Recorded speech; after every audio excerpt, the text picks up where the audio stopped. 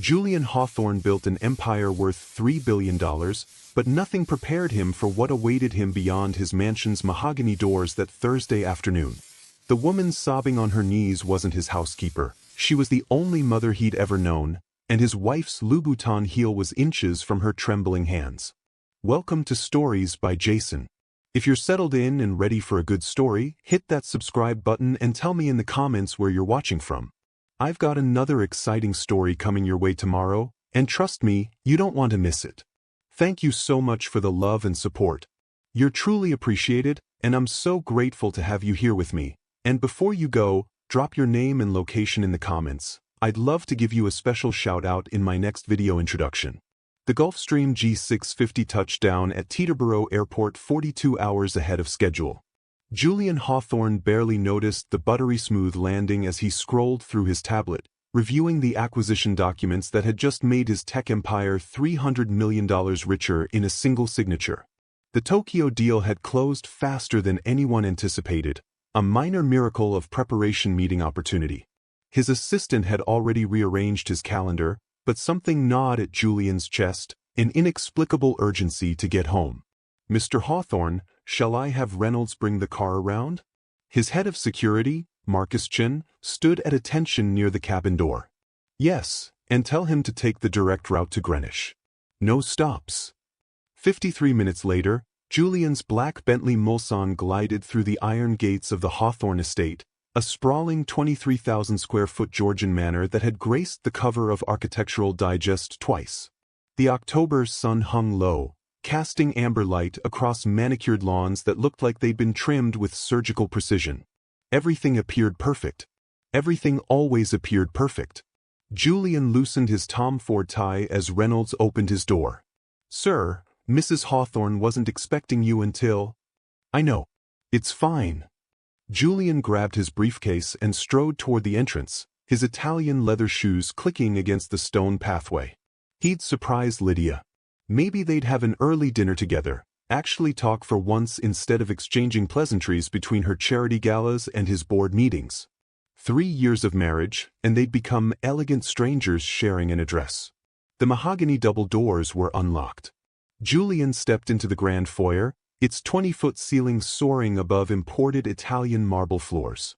Fresh flowers, white orchids, Lydia's favorite, perfumed the air from a crystal vase on the center table.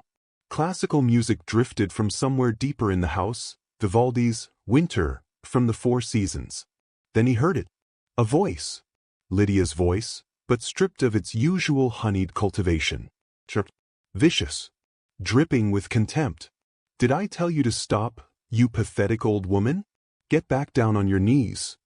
Julian's blood turned to ice water. He moved silently across the marble, following the voice toward the east wing sitting room. Each step felt like wading through concrete. The briefcase slipped from his fingers, landing with a muted thud on a Persian rug. "Please," another voice whispered, cracked and trembling. "Please, Mrs. Hawthorne, my hands." "I don't care about your hands. You'll scrub until I can see my reflection, or you'll scrub until you collapse. Either way, you'll learn your place in this house." Julian rounded the corner and stopped breathing. The sitting room, with its floor-to-ceiling windows overlooking the garden, had been transformed into something from a nightmare.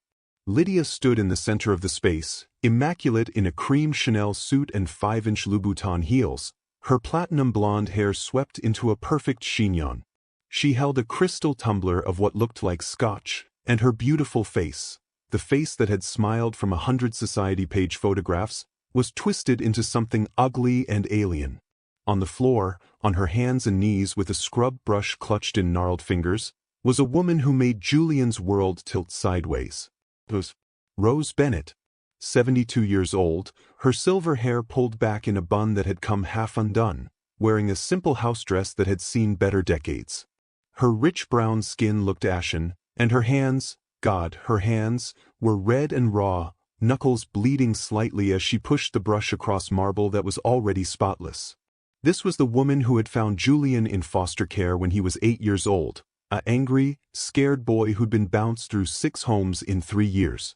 This was the woman who worked double shifts as a home health aide to keep food on the table while tutoring him through homework every night. This was the woman who sat in every parent-teacher conference, cheered at every academic award, sold her grandmother's wedding ring to pay for his first laptop when he showed an aptitude for coding. This was his mother. Not by blood, by something infinitely stronger. And his wife was torturing her. Julian. Lydia's voice snapped him back to the present.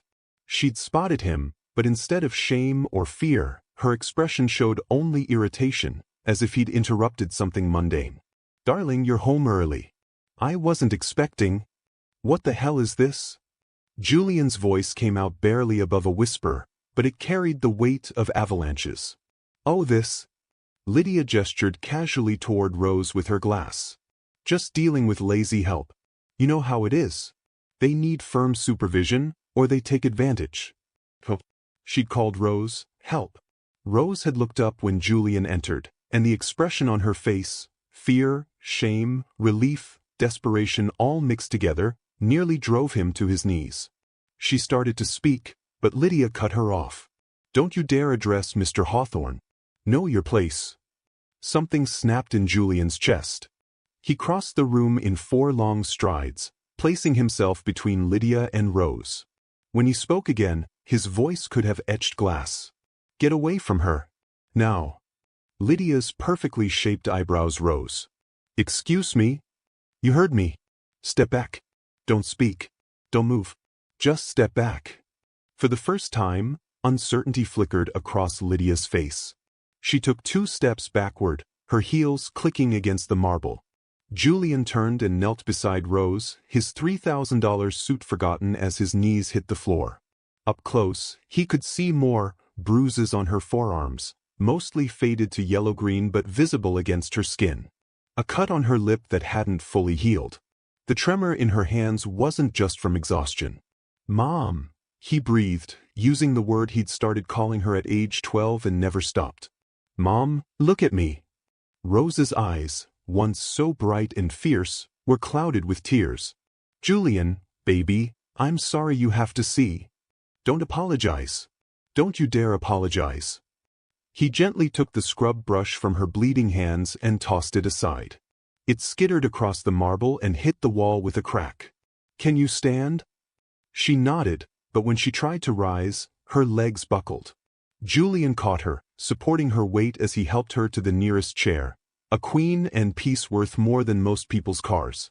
She sank into it with a small sound of pain. Julian, really, you're being dramatic? Lydia's voice cut in from behind them.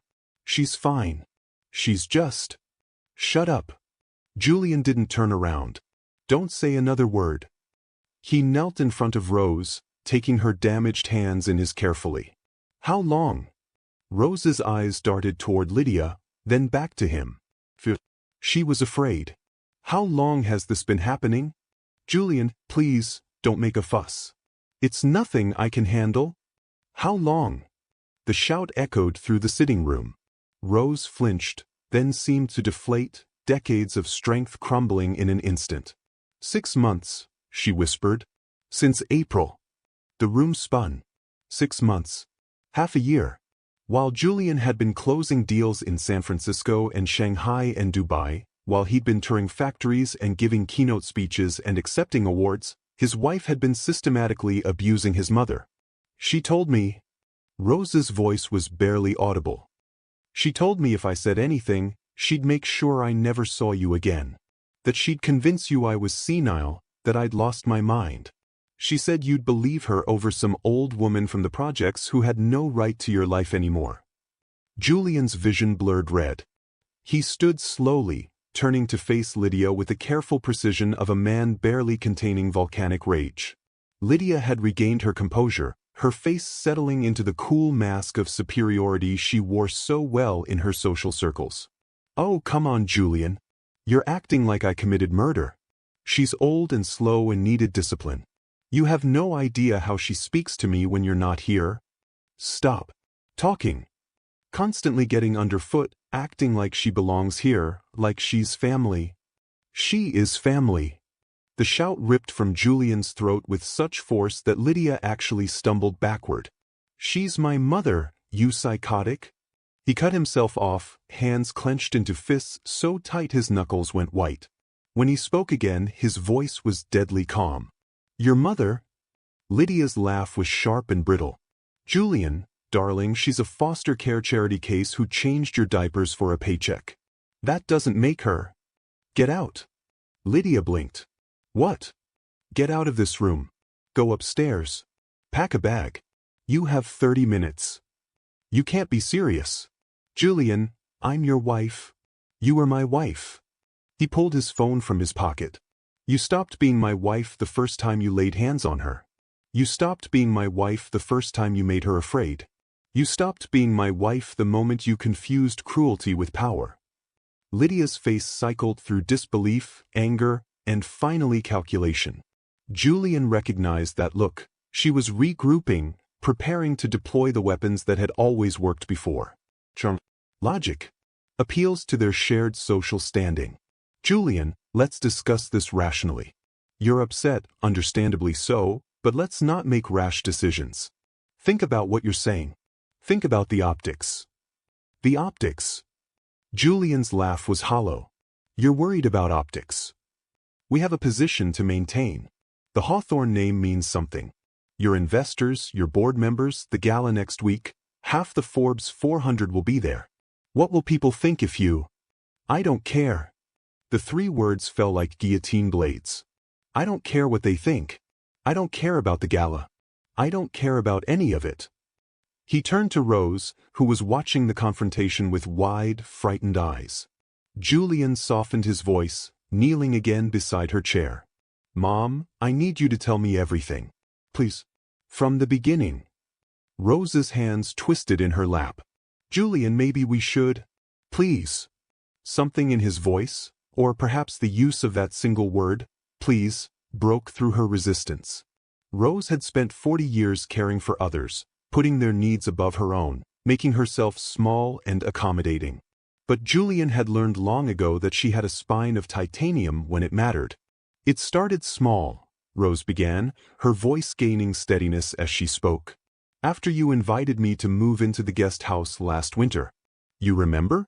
You said you wanted me close, that you'd built all this success and wanted to share it with me. Julian remembered. He'd insisted, over Rose's protests, that she was fine in her little apartment in New Haven. He'd renovated the guest house, made it beautiful and comfortable, given her privacy but kept her near. He'd thought it was a gift.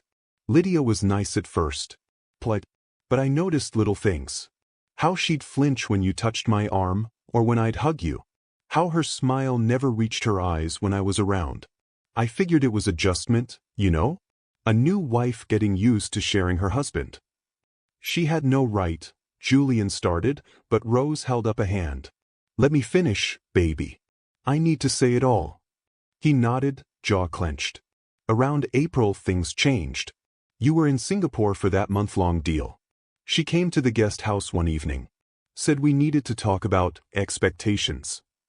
Said that I needed to understand my place, that I was here on her generosity, not yours. That you were too soft-hearted to see that I was taking advantage of your success. Lydia made a sound from across the room, a scoff or protest, but Julian's head whipped around with such fury that she fell silent. I tried to stand up for myself, Rose continued. Told her you were my son, that I had every right to be in your life. She laughed. Said I was delusional. Said I was an old woman who'd been paid by the state to house a foster kid and was now clinging to that meal ticket. Julian felt something crack inside his chest. Rose's face crumpled slightly, but she pushed on. She started small. Made the housekeeping staff stop servicing the guest house. Said it wasn't their job to clean up after temporary guests. So I cleaned it myself, that was fine. I've cleaned my whole life. Then she'd come by and inspect. Find fault. Make me do it again. Make me do it on my knees because that's how real cleaning gets done. The pattern emerged like a nightmare taking shape in fog.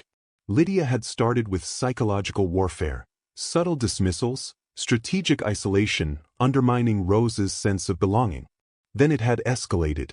She made me start coming to the main house during the day. Said if I was going to live here, I needed to earn my keep. Started giving me tasks. Scrubbing floors. Polishing silver. Washing windows. Always on my knees. Always inspecting and finding it inadequate. Always criticizing. Why didn't you call me? Julian's voice broke.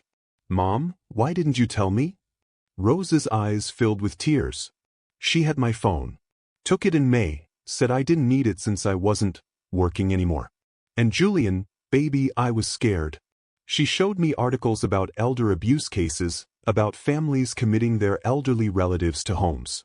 She said she'd convince you I was losing my mind, that I was paranoid and delusional. She said she'd show you fake evidence, things I'd supposedly said or done when you weren't here. I would never have believed her. Are you sure? Rose's question was gentle but devastating. Julian, you're brilliant in business, but you've always seen the best in people. She's beautiful, educated, from a good family. I'm an old foster care worker from the projects. Who would you have believed if she'd really committed to the lie? Julian opened his mouth to protest, to insist he would always believe Rose, but honesty stopped him. Would he have? If Lydia had come to him with perfectly constructed concerns about Rose's declining mental state, paired with planted evidence, would he have questioned his mother's sanity before questioning his wife's motives? The uncertainty must have shown on his face because Rose nodded sadly. She knew that. She counted on it. The physical abuse, Julian forced himself to ask. When did that start? Rose's hand unconsciously touched her ribs. Last month. I talked back once, told her I wouldn't scrub a floor she'd deliberately dirted with her shoes. She slapped me. Not hard, but the shock of it? I think she was testing to see if I'd report it. When I didn't, it got worse. Lydia finally spoke, her voice sharp and defensive. She's exaggerating. Being dramatic. I may have been firm with discipline, but... Shut your mouth, Julian said without looking at her. To Rose, what else? Pushed me twice. Once I hit the corner of a table, that's where this bruise on my arm came from. Pulled my hair. Made me kneel on rice once for 2 hours because I'd disrespected her by making eye contact. Rose's voice had gone flat, reciting facts like a witness statement. Today was bad because I asked if I could call you. Your office said you'd be back Friday and I missed you. She said I had no right to miss you, that I should be grateful she allowed me to stay at all. Julian stood, his movements careful and controlled. He walked to the center of the room, standing in the exact spot where he'd first seen Rose on the floor. The marble gleamed beneath his feet, spotless from her forced labor. When he turned to Lydia, his face was completely blank. It was an expression people who'd negotiated against Julian Hawthorne had learned to fear, the absence of emotion that meant he'd moved past anger into decision. You have 15 minutes now, not 30, he said quietly. 15 minutes to get whatever you need for the night. Teresa will escort you upstairs and supervise your packing. You'll take 1 suitcase. Tomorrow, I'll have your belongings moved to your mother's house in Derry. You can't throw me out of my own home. This was never your home. The deed is in my name. The prenup you signed gives you no claim to this property. You know that. Your lawyer was very thorough. Lydia's face went pale, then flushed red. You're divorcing me over this? Over her. I'm divorcing you because you're a monster who tortured an elderly woman for entertainment. The fact that the woman is my mother makes it personal.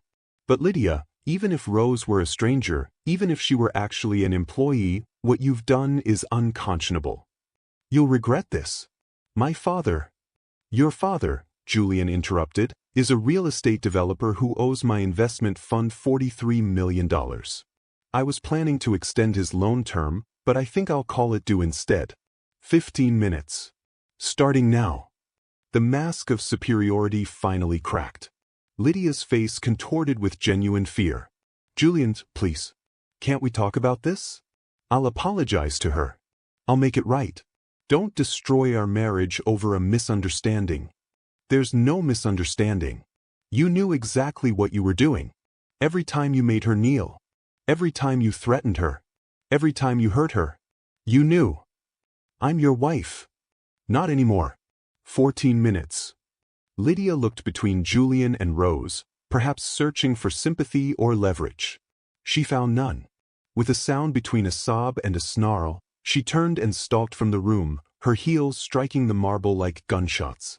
Julian pulled his phone out and made a call. "Teresa, I need you in the East Wing sitting room. Escort Mrs. Hawthorne while she packs a bag, one suitcase only.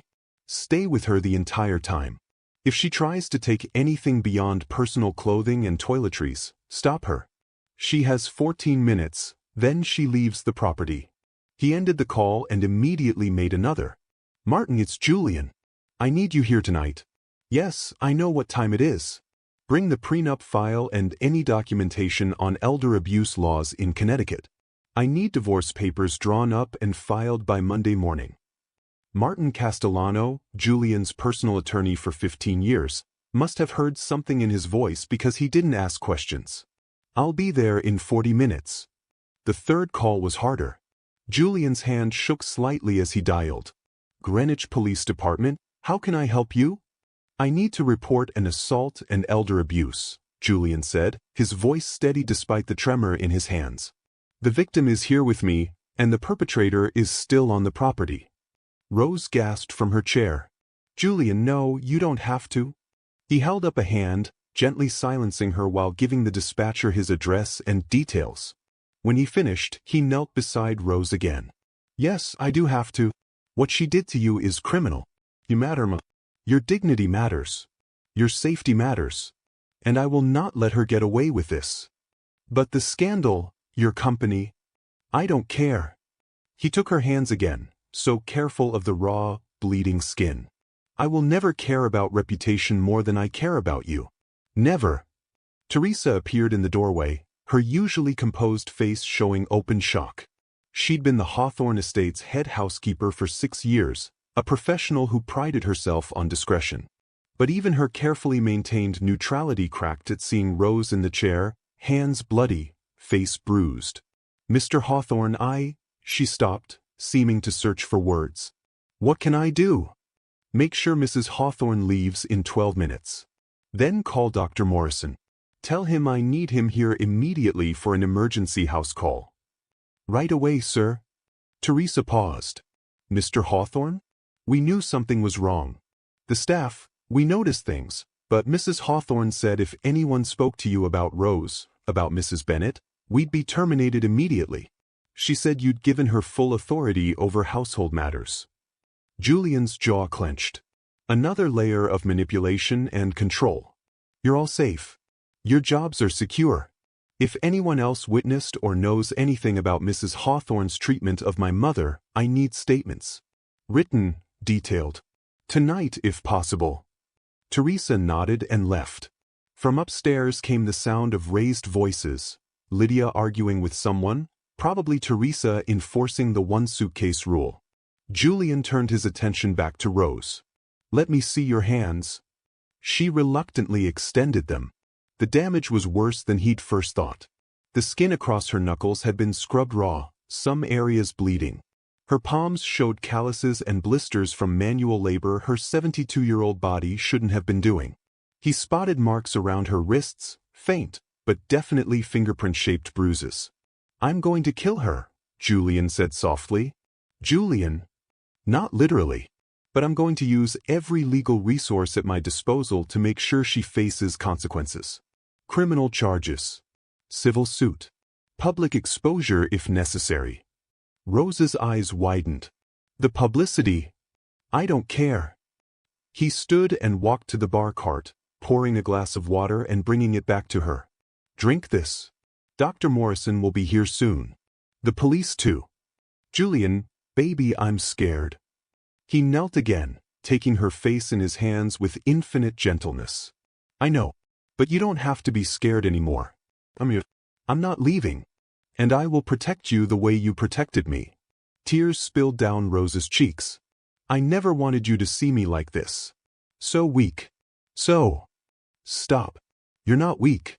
You survived 6 months of psychological torture and physical abuse, and you're still here. Still strong enough to tell the truth. That's not weakness, that's titanium."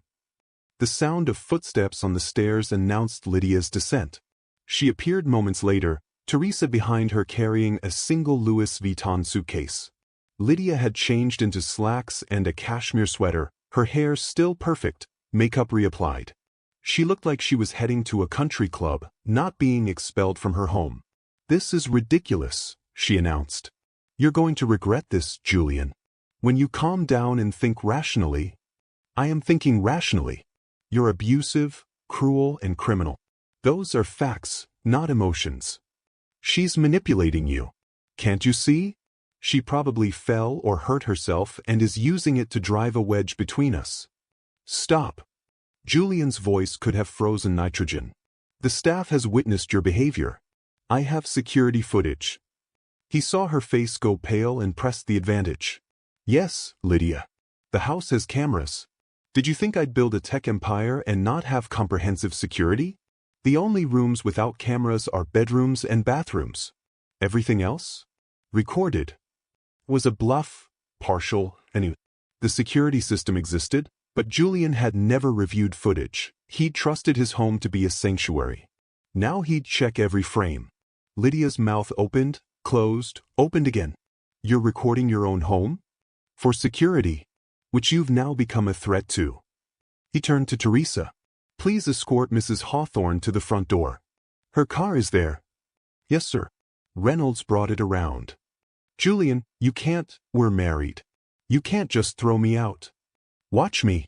The prenup is clear.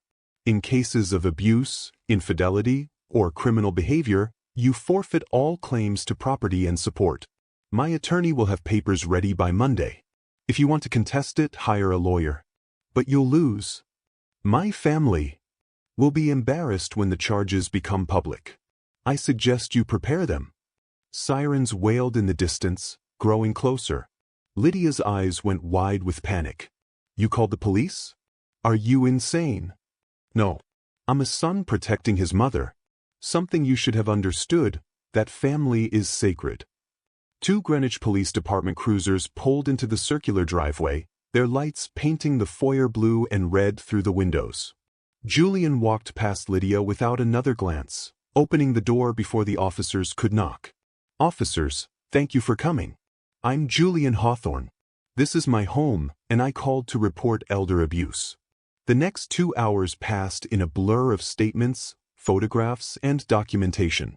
Two officers, a woman named Detective Sarah Mendez and a man named Officer John Park, handled the situation with professional compassion. They photographed Rose's injuries, took detailed statements, and documented the scene. When Julian mentioned security footage, Detective Mendez's expression sharpened. "We'll need access to that footage, Mr. Hawthorne." "You'll have it. All of it. 6 months' worth if you need it." Dr. Harrison Morrison arrived 30 minutes into the police interview, his medical bag in hand. He'd been the Hawthorne family physician for years, though that family had only ever met Julian until Rose moved in. He examined Rose in the sitting room while Julian gave his statement in the library. "Mr. Hawthorne," Detective Mendez said carefully, "I need to ask some sensitive questions.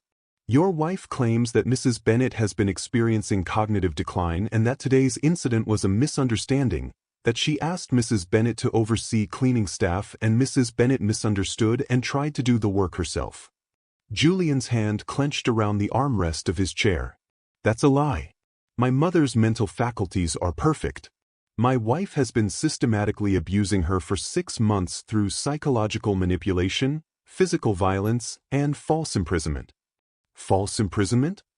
"She confiscated my mother's phone, threatened her with institutionalization if she contacted me, made her believe I'd choose my wife's word over hers. That's coercion and unlawful restraint." Detective Mendez wrote quickly. "We'll need that security footage as soon as possible. I'll have my IT team pull everything tonight. You'll have it by morning." Officer Park stuck his head in. "Detective? Dr. Morrison wants to speak with you." In the sitting room, Dr. Morrison's usually cheerful face was grim. He'd treated Rose's hands, bandaged the worst areas, applied antibiotic ointment, and had her left arm in a sling. "Her wrist is sprained, possibly a hairline fracture," he reported. "I want X-rays to confirm. She has contusions on her ribs consistent with being pushed into furniture. The injuries to her hands are extensive, repeated trauma over weeks or months." Defensive wounds on her forearms suggest she's been shielding herself from blows. He paused. Julian, this isn't a one-time incident. This is prolonged, systematic abuse. Detective Mendez turned to Julian. Mr. Hawthorne, based on the evidence and Dr. Morrison's assessment, will be filing charges. Connecticut has strong elder abuse laws. Your wife could face felony charges. Good. You understand this will likely become public? Your name, your company. I understand and I don't care. Press charges. Prosecute her fully. I'll cooperate completely. Martin Castellano arrived as the police were finishing, briefcase in hand, reading glasses perched on his nose. At 63, Martin had been practicing law since before Julian was born. He took one look at the scene, Rose bandaged in the chair, police documenting evidence, Julian's barely controlled fury, and his expression hardened.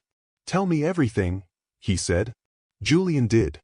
When he finished, Martin was already making notes. "Divorce papers by Monday, as requested. I'll file for emergency protective orders tomorrow, Saturday or not. I know a judge who owes me a favor. Criminal charges for elder abuse, assault, battery, unlawful restraint, and intimidation. Civil suit for damages, pain and suffering, emotional distress. We'll bury her legally. Do it. Julian." Martin's voice softened. "This will get ugly. She'll fight. Her family has money and connections. The press will make it a circus. Let them. I'm not hiding what she did. I'm not protecting her reputation at my mother's expense." Martin glanced at Rose, then back to Julian. "You're sure? Once we start this, there's no going back." "I've never been more sure of anything in my life."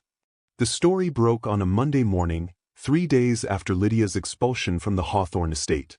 Julian's PR team had drafted a statement, brief, factual, devastating. Julian Hawthorne has filed for divorce from Lydia Hawthorne and is cooperating with police in their investigation of elder abuse charges. The victim is Mrs. Rose Bennett, Mr. Hawthorne's mother. Mr. Hawthorne will have no further comment while legal proceedings are ongoing.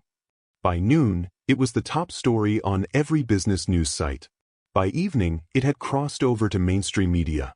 The narrative split predictably. Some outlets praised Julian's integrity, others questioned why he hadn't known sooner. Social media erupted in debates about wealth, race, adoption, and justice. Julian ignored it all. He sat in the guest house with Rose, her freshly x-rayed wrist in a proper cast, watching old episodes of The Golden Girls while physical therapists came and went, working on her mobility and pain management. The police had found what they needed in the security footage. 6 months of documentation, Lydia forcing Rose to her knees, pushing her, yanking her hair, standing over her with verbal abuse that the cameras couldn't record but body language screamed. The Greenwich Police Department filed 11 felony charges. Lydia hired the best defense attorney Connecticut could offer. It didn't matter. The evidence was overwhelming. By December, she'd accepted a plea deal, 3 years in prison with the possibility of parole after 18 months, 5 years of probation, mandatory anger management counseling, and a permanent restraining order from Rose. The divorce was messy. Lydia's father tried to leverage his business relationship with Julian, threatening to default on loans and damage Julian's portfolio. Julian called the loans due anyway, forcing a fire sale of properties that cost the Ashford family millions. Lydia's mother attempted a smear campaign in society circles, claiming Rose had manipulated Julian, playing the race card. The Hawthorne estate staff demolished that narrative with their written statements and testimonies, describing months of cruelty witnessed and silenced. One by one, people who'd attended Lydia's charity galas and society events came forward with stories of subtle racism and elitism they'd overlooked, small cruelties they'd excused. By February, the divorce was final. Julian kept everything: the house, the assets, the business empire. Lydia walked away with what the prenup allowed, nothing beyond her personal property and a car. But the legal victories, satisfying as they were, mattered less to Julian than the small moments that followed. Rose's physical recovery took months. The damage to her hands required physical therapy, and her wrist would never be quite the same. But her emotional recovery was slower, more delicate. Julian watched as she gradually stopped flinching when doors opened, stopped apologizing for taking up space, stopped asking permission to exist. He restructured his entire life around making her feel safe. The guest house became hers completely, redecorated to her taste, filled with her belongings from the apartment she'd kept just in case. Julian installed a private phone line, gave her unlimited access to a car and driver, made sure she knew every single staff member reported to him, not her. He cut his business travel by 60%. The board protested. Julian didn't care. He attended meetings remotely when possible and never stayed away more than 3 days. They started having breakfast together every morning. Rose would cook. She'd always loved to cook, and they'd sit in the guest house kitchen or the main house dining room, talking about everything and nothing. Julian learned about her childhood in Augusta, Georgia, stories she'd never told him before. She learned about his business, not just the victories he'd shared but the struggles he'd hidden. "Why did you never tell me?" Rose asked one April morning, a year after the nightmare had ended. They were sitting on the terrace, spring sunshine warm on their faces, coffee growing cold while they talked. About how hard it was building the company. "All those years, you acted like everything was easy." "I didn't want you to worry," Julian admitted. "You'd spent your whole life taking care of people, putting their problems ahead of yours. I wanted to give you peace, not more burdens." Rose shook her head, smiling sadly. "Baby, you were never a burden. Watching you succeed, that was my joy. Knowing the struggles would have let me understand the victories better. I know that now." They sat in comfortable silence, the kind that only comes from decades of love and trust. Finally, Rose spoke again. "Have you heard from Lydia?" Julian had. Letters from prison, filled with apologies and explanations. Claims that she'd been under stress, that she'd never meant to hurt anyone, that she'd misunderstood her role. He'd read them once, filed them for his attorney, and never responded. "She apologized," he said. "For what it's worth." "Do you think she meant it?" "I think she's sorry she got caught. I don't think she's sorry she did it. There's a difference." Rose nodded. "I've been thinking about forgiveness." Julian tensed. "Mom."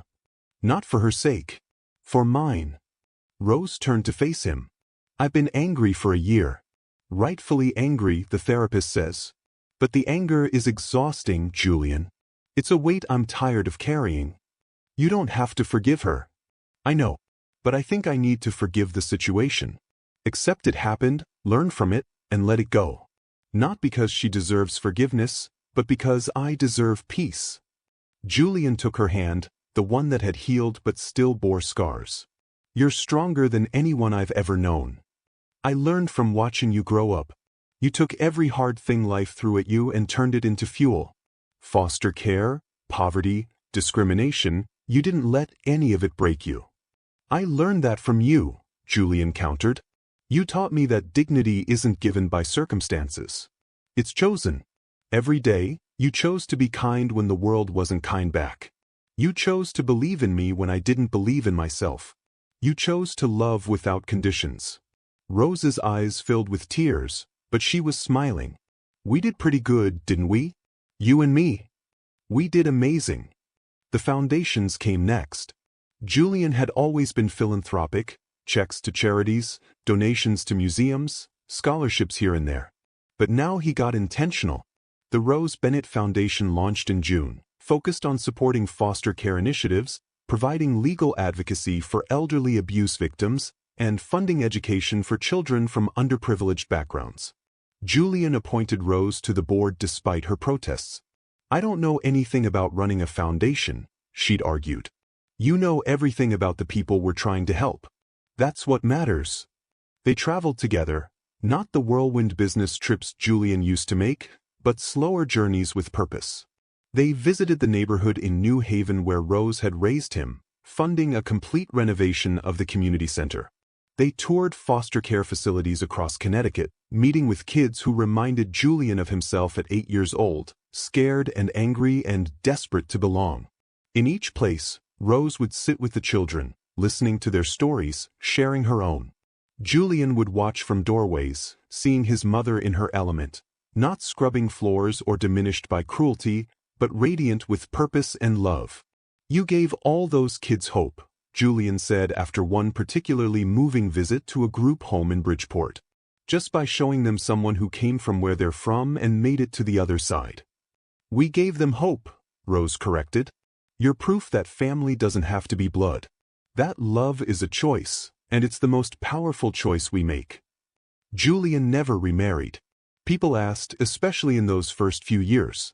Society matrons with eligible daughters, business associates with cousins or nieces, well-meaning friends trying to set him up. He politely declined them all. "Don't you want companionship?" his CFO, Rebecca, asked one day during a meeting. They'd become friends over the years, and she'd earned the right to ask personal questions. "I have companionship," Julian replied. "I have the most important relationship in my life, with the woman who taught me everything that matters. But romantic love would be nice. Someday maybe.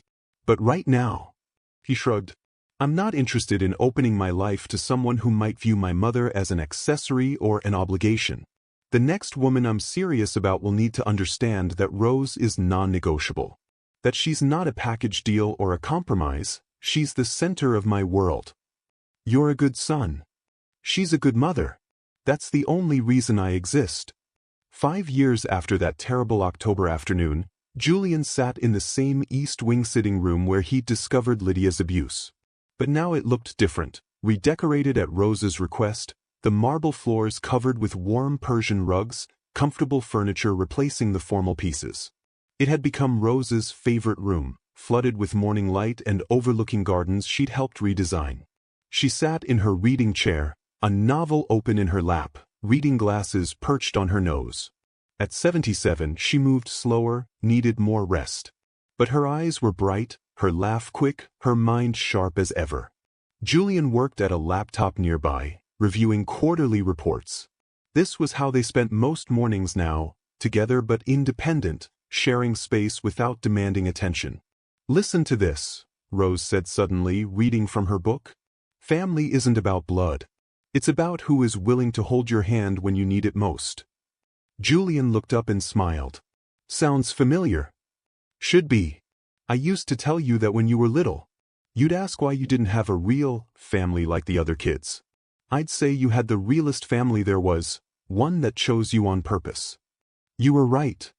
Julian closed the laptop and moved to sit across from her. "Mom, I never properly thanked you." "For what?" "For everything. For finding me in foster care. For seeing something in an angry, scared kid that no one else saw. For working yourself to exhaustion to give me opportunities. For teaching me that character matters more than circumstances. For showing me what unconditional love looks like." Rose's eyes glistened. "Julian, let me finish. For surviving what Lydia did to you. For being brave enough to tell the truth. For choosing to heal instead of letting bitterness consume you. For still being here, still choosing to love me and this complicated life every single day." "Oh, baby." Rose set her book aside. "You don't need to thank me for any of that. Loving you has been the greatest privilege of my life. That's why I'm thanking you. Because you never made it feel like a burden or an obligation. You made it feel like joy." They sat together as morning light filled the room, the same room that had witnessed such ugliness 5 years ago, now reclaimed as a sanctuary. The marble floors that Rose had been forced to scrub now cushioned her footsteps with soft rugs. The windows that had looked onto her suffering now framed her garden, blooming with flowers she'd planted. Julian had built an empire worth billions. He'd created technology that changed industries, investments that funded innovations. He'd been featured on magazine covers and given keynote speeches to thousands. But none of it mattered as much as this. His mother, safe and loved, reading in the morning light. A life rebuilt on the foundation of dignity, gratitude, and the fierce protection of those who matter most. The world had called him a billionaire first, a genius second, a philanthropist third. But the only title that mattered was the one Rose had given him 40 years ago when she'd chosen him from a crowded foster care office and promised him a home. So everything else was just details. So tell me, what would you have done in Julian's position? Would you have had the courage to walk away from a marriage, to expose the ugliness hiding behind your perfect life, to choose justice over reputation? Because that's the question at the heart of this story, isn't it? When everything you've built is on the line, when your social standing and business relationships hang in the balance, do you protect your image or protect the people who protected you? This story reminds us that true wealth has nothing to do with bank accounts or board meetings. It's measured in loyalty, in the willingness to sacrifice comfort for conscience, in understanding that family isn't defined by blood or race or social status. It's defined by who shows up, who stays, who fights for you when you can't fight for yourself. Rose gave Julian everything when he had nothing. And when she needed him most, he gave her everything back. His time, his protection, his unwavering choice to put her dignity above his convenience. That's not just a feel-good ending. That's a blueprint for how we should all live. If this story made your blood boil with rage at Lydia's cruelty, or if it restored your faith that good people still exist who choose integrity over image, then I need you to do something for me right now. Drop a massive like on this video. Smash that button like Julian smashed his marriage to protect his mother. Show me that stories about real justice, real family, and real consequences for cruelty matter to you. Then drop a comment below. Type, "Justice served," if you believe Julian made the right choice. Or tell me, what would you have done differently? Would you have called the police? Filed charges? Gone even further? Your perspective matters, and I read every single comment. And if you're not already subscribed to this channel, what are you waiting for? Hit that subscribe button and turn on notifications because I bring you stories like this every single week. Stories about people choosing courage over comfort, stories where villains face consequences and heroes protect the vulnerable, stories that prove humanity still exists in a world that often feels cold and cruel. Share this video with someone who needs to hear it. Tag a friend who always stands up for what's right. Send it to someone who's ever felt powerless in the face of cruelty. Let them know they're not alone, that justice is possible, that choosing family over status is always the right move. We're building a community here of people who believe that character matters, that actions have consequences, and that standing up for those who can't stand up for themselves is the highest form of success. A community that values loyalty over luxury and integrity over image. So are you with me? Prove it. Like, comment, "Justice served," subscribe, and share this story. Let's make sure everyone knows that real wealth isn't what you have.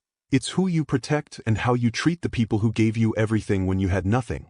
I'll see you in the next story. Until then, remember, family is who fights for you when the world fights against you. Choose them, boys.